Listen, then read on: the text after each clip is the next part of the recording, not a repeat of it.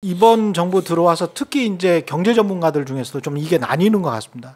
미국에 어차피 미국 쪽으로 가야 되니까 한국은 빨리 그냥 가서 한 5년 내에 그냥 그 트렌드가 완전히 변하는 그 상황에서 미국으로 가서 중국이 팔아먹던 저부가나 중부가 정도까지도 우리가 서방 사회에서 어차피 공업국은 몇 개국 없으니까 그걸 먹으면 중국에서 먹을 거를 상쇄할 수 있겠다라고 보시는 경제 전문가들이 있는 것 같고, 아니면은 야 이거 계속 시간을 끌어서 10년 20년이든 끌어서 다 뽑아 먹는 게 우리한테는 최대 이익이다라고 보시는 분들이 있는 거. 저는 헷갈리더라고요. 그 양쪽의 말씀을 다 들어보니까. 예, 근데 이제 그거를 제 나름대로 정리를 하면 그런 것 같아요. 저도 미국서 하기를 했잖아요. 그랬죠. 그러니까 미국서 공부한 사람들은 어떤 생각을 가지고 있냐 그러면 아마 생각이 없을 거예요. 뭐 있는 분들도 있겠지만 다시 말하면 20세기 이후에 산업혁명 이후에 18세기 이후에 세계 모든 글로벌 경제 질서는 중상주의, 중농주의, 제국주의, 식민주의를 거쳐서 1차 세계대전 거쳐서 오늘의 미국 중심의 시스템을 만들었잖아요. 그러니까 이 시스템은 가지고 원청 회사에서 조직, 인간 조직, 조직 행동론, 마케팅론 다 가리킨 거예요. 그러니까 한국은 우리를 열심히 배웠고요. 열심히 공부하고 똑똑한 애 같으니까 교수님이 학점을 A를 준 거예요. 그러니까 그 A 학점 받고 장학금도 받아서 베트남도 가서 우리의 피를 팔아서 경부고속도로, 그러니까 그 역할을 한 거예요. 근데 그거를 마치 미국이 우리에게 모든 것을 도와줬으니까 우리는 미국에게 무조건 매달려야 돼라고 해석하는 분들은 정치적 편향성이 상당히 크겠죠. 그렇죠. 근데 이제 저 같은 사람은 그렇게 보는 관점이 아니고 그렇지, 내가 미국에서 공부한 건 맞아. 그렇지만 이 사람들은 이렇게 이용해서 이렇게 우리에게 부를 가져갔어. IMF 외환위기 때 봐봐. 얼마나 많이 우리 걸 가져갔어. 1년 전에 와 있었는 걸 페드에서 한국은 국민들은 몰랐지만 1년 전에 이미 미 연준에서는 한국은행에 와서 한국이 어떻게 지금 외환 보유고가 되고 있는지 흐름을 다 보고 있었단 말이에요. 그러니까 이런 관리하에 있던 국가의 경제인데 그렇다고 해서 우리가 축이 없으면 오징어가 되잖아요. 문어가 되잖아요. 흐물흐물해진다고요. 그러니까 60년 급속한 경제 개발 기간 동안에 우리의 축은 미국이에요. 그건 부정 못해요. 그러니까 모든 산업 체계나 회계 제도라든지 법률 제도라든지 이게 대부분 미국 중심으로 해석이 되어 있으니 이거를 급격히 변화시키지는 못한다. 근데 그렇고 놓고 보니까 사회가 어떻게 돼가느냐. 미국의 10%가 미국 전체 주식의 80%를 들고 있어요. 그러니까 그런 내용을 보면 아, 이게 양극화로 가는구나.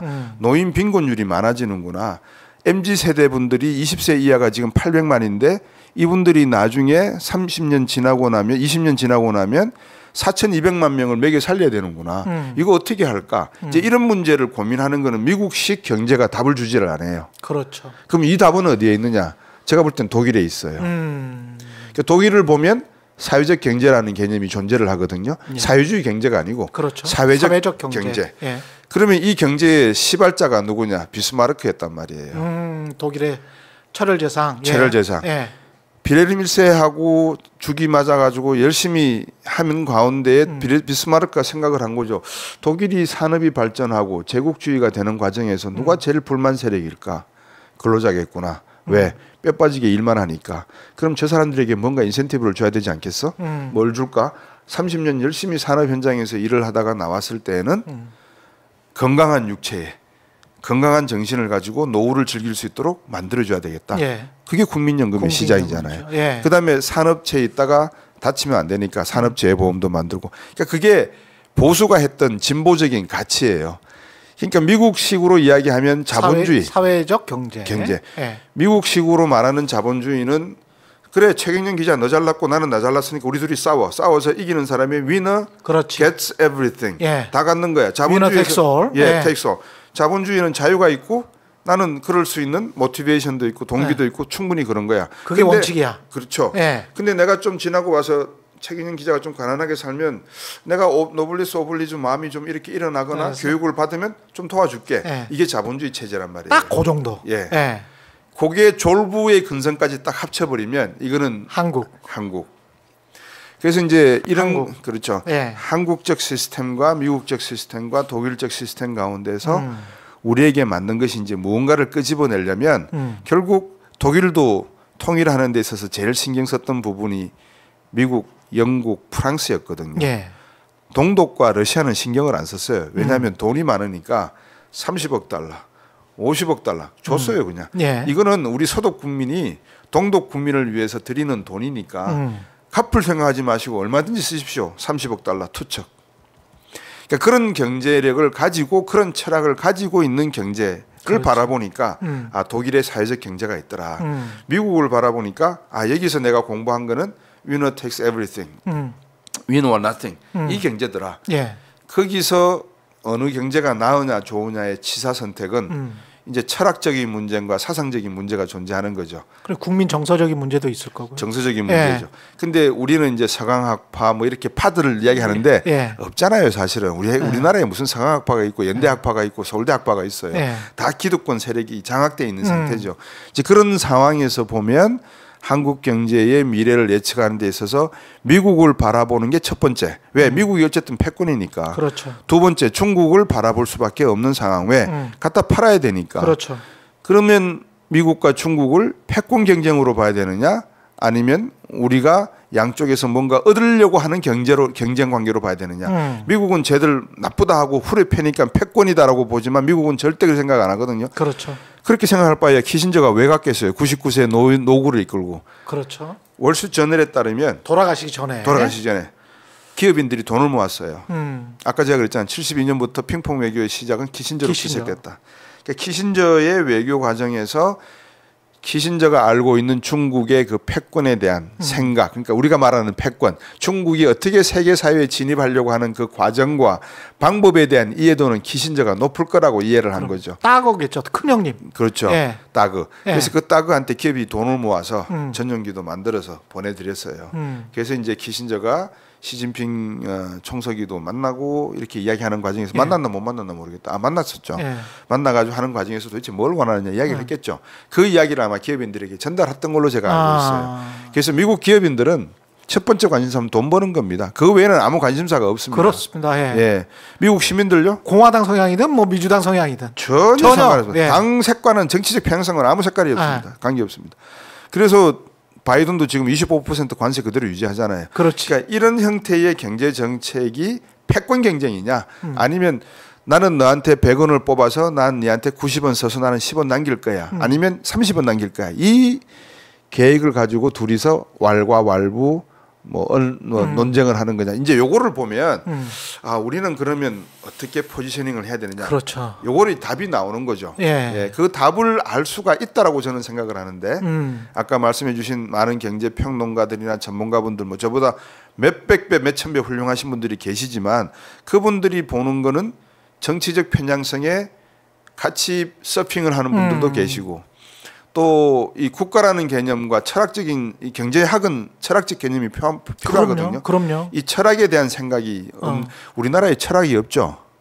태계 이황과 율곡 이 예. 주립파 이후에는 철학이 없잖아요. 그 철학도 유교잖아요. 그러니까 우리는 불교에서 유교로 넘어온 이후에 사상이라고 하는 게 없지 않습니까? 예. 박정희 때 사상이 하나 있었죠. 잘 살아보세요. 그 전부 다 지금 잘 살아보세고요. 예. 그 다음에 TV 광고에 나왔던 부자 되세요 이거예요. 그러니까 어떻게 부자 되세요? 너무 얕죠. 어떻게 생각해 보면. 이제 그거를 가지고 교육 문제를 덤벼들고 언론 이야기를 하고 사회 이야기를 하고 심리 이야기를 하면 그 속에서 우리가 다시 미국과 중국을 어떻게 활용해서 살 건가 답이 나온다는 거예요. 왜 그런 줄 아세요? 예. 명랑 노량 보셨으면 노량 이후에 일본은 세키가와나 전투로 에도막부가 수립되고 나중에 내부 치열한 전쟁이 벌어지잖아요. 도쿠가와 네. 이에야스하고 예. 도요토미 히데요시는 죽었고요. 그렇죠. 중국은 명나라가 쫄딱 마해갖고 청나라 여진족이 먹잖아요. 예. 한국 잘못 건드리면요 모든 나라는 자빠지게 돼 있어요. 이 역사에 나오는 하나의 진실이거든요. 예. 팩트고. 예. 그러니까 미국과 중국이 우리를 잘못 건드리면 자빠져요. 그러니까 그 말은 다시 거꾸로 뒤집으면 우리도 뭔가를 할 수 있는 게 있다는 거죠. 양쪽에다가. 그런데 미국의 대통령도 그렇고 트럼프가 되든 지금 현재 바이든이든 이제까지 한국 정치도 좀 비슷한 것 같은데 사실은 부추겨 놓은 게 있거든요. 유권자들에게 혐오 정서를 부추겨 놨어요. 네. 근데 특히 중국에 대한 혐오 정서를 미국이 많이 부추겨 놔서 네. 공화당이든 민주당이든 특히 특히 과거에는 민주당은 좀 얕았는데 지금은 뭐 거의 비슷하더라고요. 중국 너무 싫어. 중국이랑 무역하지 마. 중국은 차단해야 돼. 배제해야 돼. 근데 이런 상황에서 4년마다 대선이 이뤄지는 이른바 민주국가에서 아까 말씀하신 그런 어떤 합리적 선택을 해서 그래도 협력할 거는 협력하고 손잡을 거는 손잡고 허그할 거는 허그하고 이렇게 가는 게 아니고 뭔가 국민들한테 쇼잉할 거는 또 쇼잉해야 되고 아까 말씀하신 것처럼 25% 관세는 그냥 트럼프가 했던 건데 계속 유지를 하고 네. 쉽게 철폐를 못하는 것도 결국은 그런 거 아닌가 싶거든요. 제가 이제 그런 질문을 하시면 예. 거꾸로 여쭤봐요.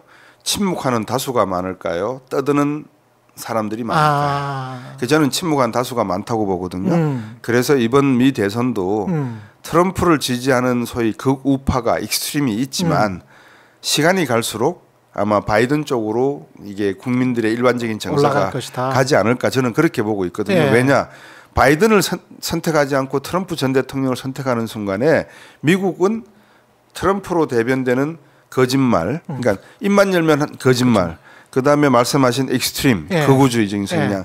인종차별적인 성향 그렇죠. 이런 것들은 미국의 아메리칸 드림에 배치되는 겁니다. 그 말은 20세기 이전부터 미국이 1770년 독립부터 1789년 조지 워싱턴 1대 대통령의 탄생부터 미국이 가져왔던 가치를 버리겠다는 이야기거든요. 그 말은 미국은 이제 끝났다는 이야기와 똑같은 이야기라고 저는 봅니다. 제국은 끝났다. 제국은 끝났다.